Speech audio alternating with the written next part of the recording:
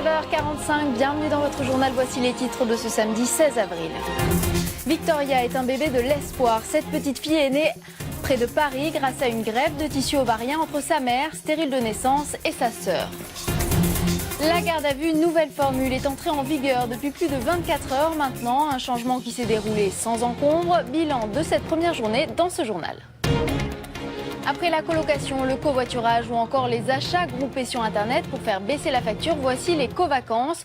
Partager sa location de vacances, un concept amusant et économique. C'est le début des vacances de printemps pour la zone B et la seconde semaine pour la zone C. Alors partir, se reposer, oui. Mais lorsqu'on a un budget serré, pourquoi ne pas louer une maison en colocation? La colocation vacances, une idée originale qui allège sérieusement vos finances et permet de faire de nouvelles rencontres. Mathieu Poissonnet, Pauline Buisson.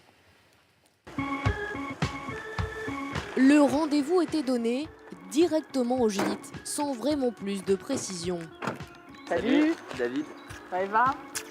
Ils ont l'air de se connaître depuis des années, pourtant ces quatre-là ne s'étaient jamais rencontrés.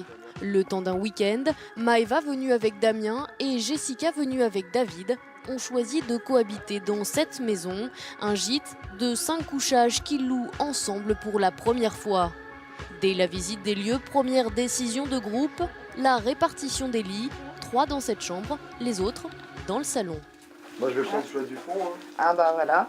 Voilà. Je vais mettre là. Ah, enfin arrivé. Ah. Ouais. À la rigueur, nous on peut prendre les lits qui sont dans la pièce d'à côté. Voilà.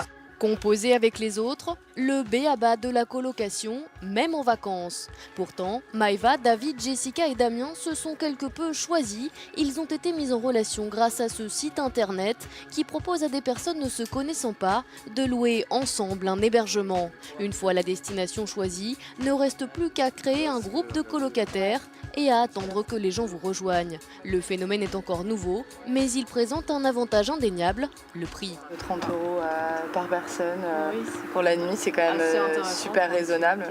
Je dis même un hôtel, c'est à ce prix-là. Ce serait plus pour partir cet été un peu plus longtemps. Donc je voulais tester un peu. Grandeur nature, ces quatre-là ont choisi de partager plus que l'hébergement en passant tout le week-end ensemble. Alors, prêt à faire le grand saut de la colocation de vacances ? Et vous, seriez-vous prêt à partir en vacances en colocation? Eh bien, c'est oui pour seulement 23% d'entre vous, non pour une grande majorité, 74%. Et vous êtes déjà plus de 30 000 à avoir donné votre avis sur notre site m6actu.fr.